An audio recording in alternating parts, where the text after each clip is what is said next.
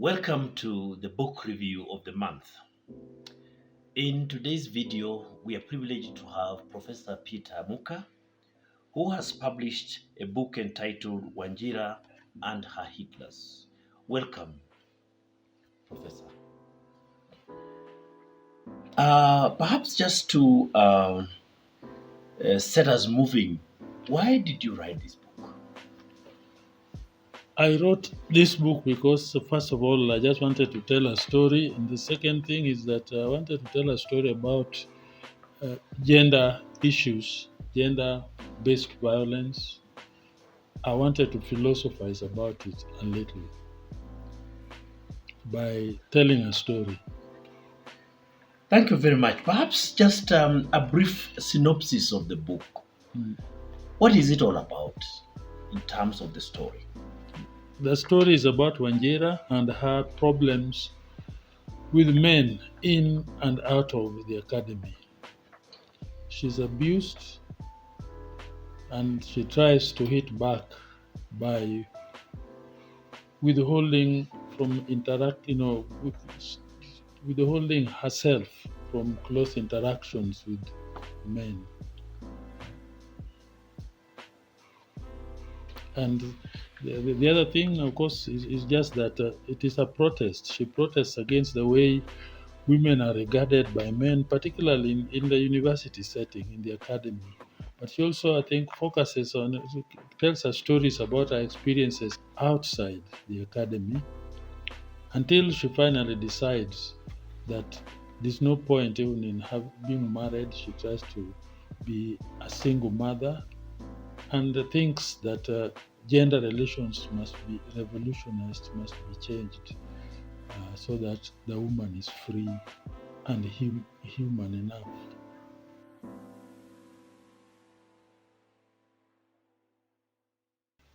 I think the two are interdependent, and you have to, to be a good critic, you must be creative. Even if you don't write a novel or a story or a play or a poem, you're still creating something out of the story that you read. If you are a critic, if you are involved in critical thinking, I think critical thinking itself is a very creative exercise. You must create something, you must tell a story about the story. So I think the two are, interchangeable. You can be a critic, but you can also be a writer. You can also try to be a writer of creative things. I think my understanding is that a writer is anybody who can do criticism, but who can also write stories, uh, can write plays, can write poetry. After all, in journalism, if you're a journalist, for example, and you write a good story about a political rally somewhere, I think the journalist will call it a story. I think the world is just a place where you narrate things in order for people to understand. So critical thinking also involves giving a narrative about what you think.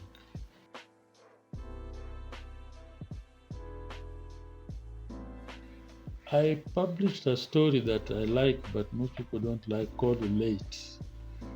It's an anthology of black writing edited by Stephen Kronberg and Gude. And then I also have a story that is called, what is it called? It's called Lullaby from the West, uh, and a few others. But my favorite is Late, which most people don't know about, but is published by Bloomsbury Publishers in London. Would you mind telling us something about that story? Late is about, again, just a couple. The man arrives home late, and the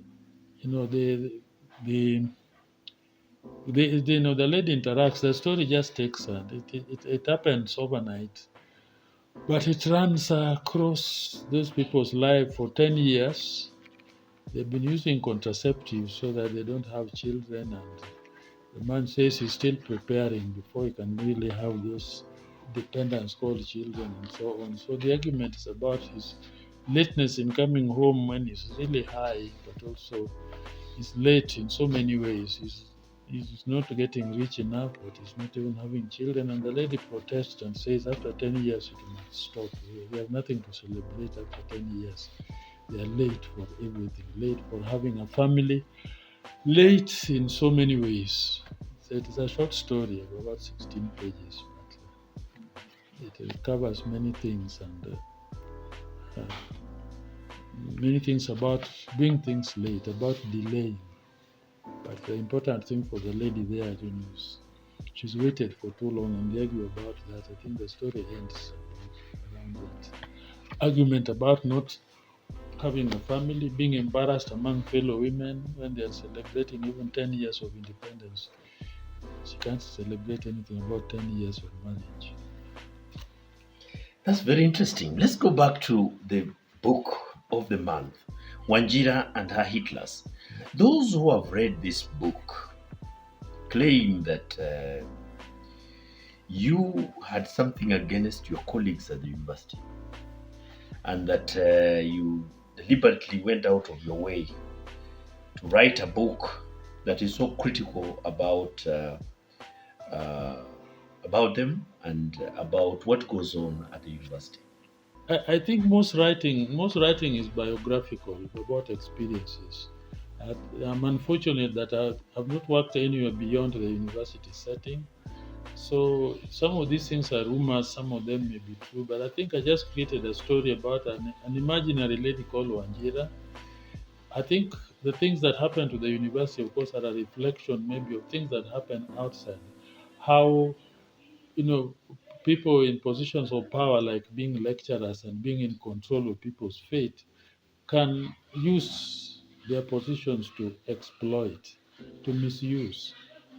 So I'm not talking about colleagues. I'm not writing about colleagues, but I'm writing about things that I hear, things that I probably see. That I don't. I'm not writing about individuals. I'm writing about possibilities. It is possible that these things happen, but it is also true to some extent that they happen because the way I see them outside the university is the way they are inside the university to some extent. But but I think ultimately this is something fictional. I don't name names. It's only Wanjira, I think, who is named.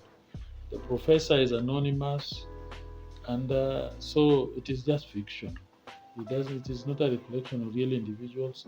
But then there's also that thing about reality. That reality is something that it's difficult to reproduce reality. I think all the time when you want to produce reality, you just fake it and you tell people that this is close to what the truth is. So I think it is a search also for the truth. What is it that goes on?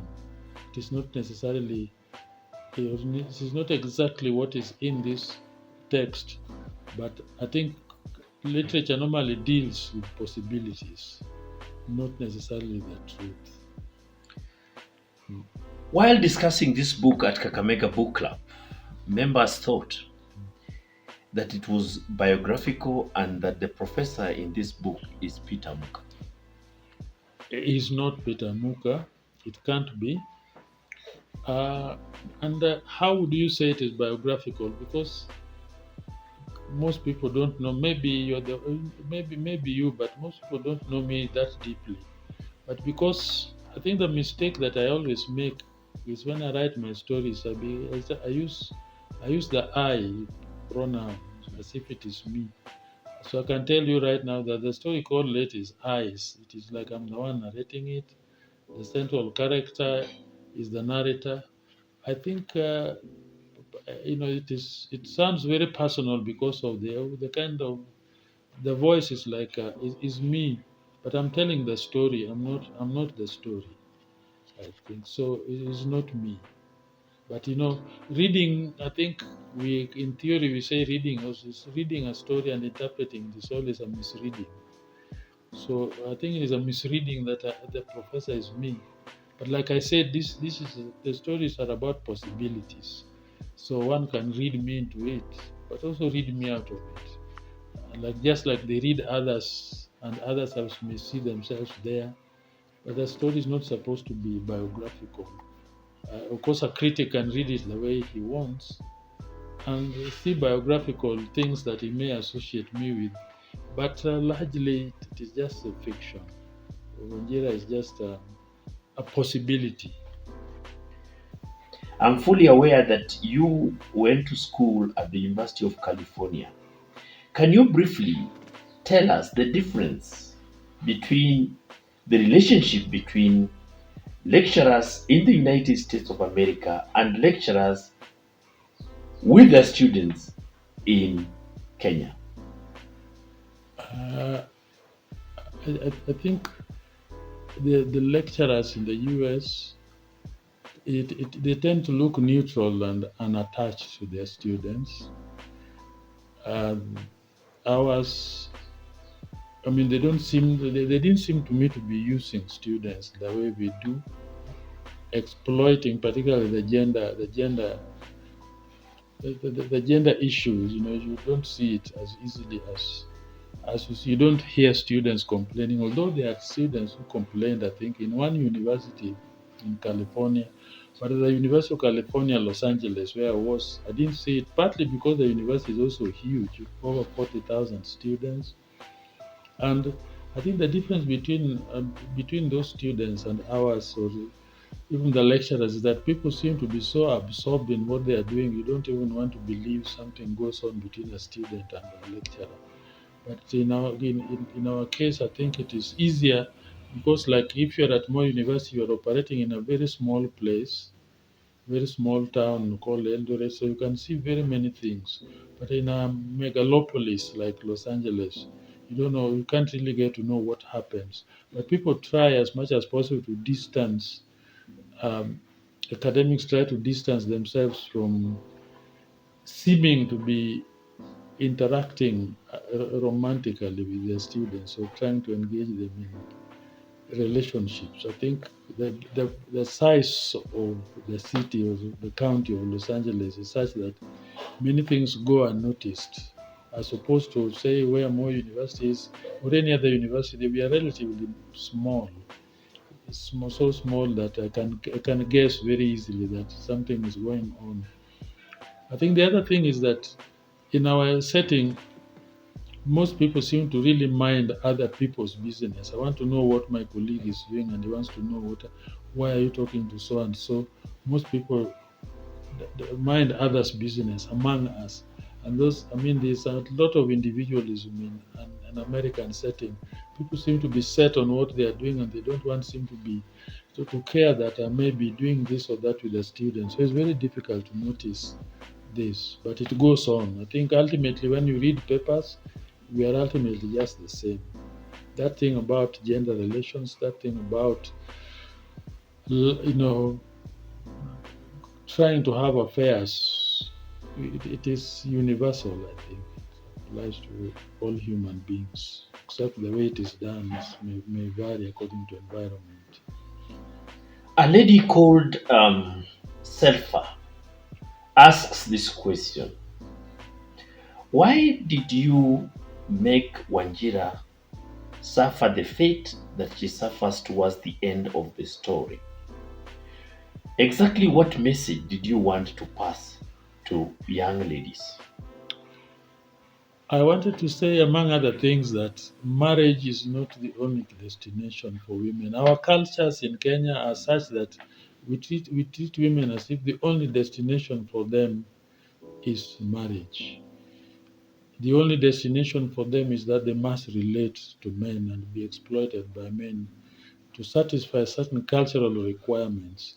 I think the message I want to pass on there, therefore, is that marriage is over revered at the expense of the female, uh, the female of the species, if you will, of the human species. So I want marriage to be dignified, but also to dignify the female in it, the lady. So Wanjira is forced really to lose her dignity by a whole professor, and I think I want her to recover that dignity, and really pronounce herself as somebody who can exist without the male and survive. James has asked me to ask you this question, but first he quotes a section of the book, and I would like to read that section. Page 101. Men, like your Hitler, don't give in to defeat or failure easily. If they can't bombard and destroy the world, they feel they have conquered and vindicated themselves by having sex with a woman and even raping some to demonstrate invincible manhood. If the libido doesn't get enough gratification, they commit suicide or seek to be killed. His question is that your view of men? I think this is a story, and the person, the person, speaking there is generalizing for men. I think I also say somewhere in this story that not all men are Hitlers, but that generalization, of course, is meant to provoke some thinking and actually provoke the kind of question that is being asked. I think there are some men, not all men, and somewhere in the storyline I want that to come out. But also you have characters, of course, generalizing. After one mistake or one misdeed by a man, you can generalize for all men, but it is not all men. I think the man, the professor in this, the professor character in the story is celibate, and he's a paragon of perfection. The moral standards that we some of us require, I think, can be read into him. So he's not all men. I think that what he said there is contradicted. I think we live with contradictions, and the professor's behavior, I think, contradicts that generalization. Yeah. Thank you very much. Perhaps you may want to read just a small section of the book that you think is weight enough for our audience. I think I don't know. I like every part, but I can read. Say the Wanjira is talking to the professor. Of course, he keeps calling him Mwalimu, and so she's talking. She's reminding professor here of his father and what he used to do to his mother. So she says this, Mwalimu, I remember you complaining that your father used to clobber your mother too often and eventually knocked out her two front upper teeth. You quipped many a time that he deserved to die after frittering his energies most unproductively. Did you replace the teeth? You also argued that wife beating was a sexual act in its own right. You claimed it was evidence of a man who had failed in bed and was making up with his two fists and 2 feet. Deploying 4 instruments at once was more effective than one for absolute conquest and expression of manhood. Thank you so much. But just before we end this, perhaps let us get some insights Mm, in what you're working on now in mm. terms of a work of fiction. I am still right. I mean, I have something about a lady. It's connected with the events of 2007, but it's a lady without a head. So she's missing so many heads. And so I'm writing. I've written the story. It's very long. I started writing it a long time ago, but now I'm redoing it and trying to make it more interesting. So the lady disappears. She dies, but her death is typical of very many other deaths. Death of feelings, death of even the nationhood that brought us independence in 1963. And of course, the lady's fan is not a normal lady, and but she has to be abnormal because the environment in which she operates is also abnormal. But she tries to normalize it. In the process of normalizing that environment, of course, she dies. And so many other things, of course, die in our system. Love, even hate. People don't even know how to hate. anymore, and so on and so forth. And so, what can you tell young writers in this country? Is there any advice you may want to give writers in this country or in the world? I think what I want our writers to do, young writers, is to ensure that if the writers they read. Some people think you can just wake up and just write, but I think it is easiest to write if you are well read and informed. Because when you read a lot, you can use that information, the experiences in whatever you have read to understand the world around you, appreciate it, and be creative about it. You can't be creative without writing. I think that is one. I think the other thing is we should write about as many subjects as possible. We should not be bound by the subjects that we have found other writers are working on or have written on. We should try our best to write about everything, to try to go beyond um, go beyond just what we have read in the books, but also give us new experiences. So I think, therefore, a son reading a father's stories or novels, poetry, and so on, or any a father here for me is somebody, somebody you rely on for. You read. If you read Ngugi, for example, must you write like Ngugi did? I think what young writers should do is therefore to read through old writers' experiences and also read the world around them and look for fresh, interesting subjects. I think that the last thing is just to make the writing interesting and unique. We were talking to Professor Peter Amuka, the writer of a book entitled Wanjira and Her Hitlers. Thank you very much, Professor, for finding time to talk to us. Welcome.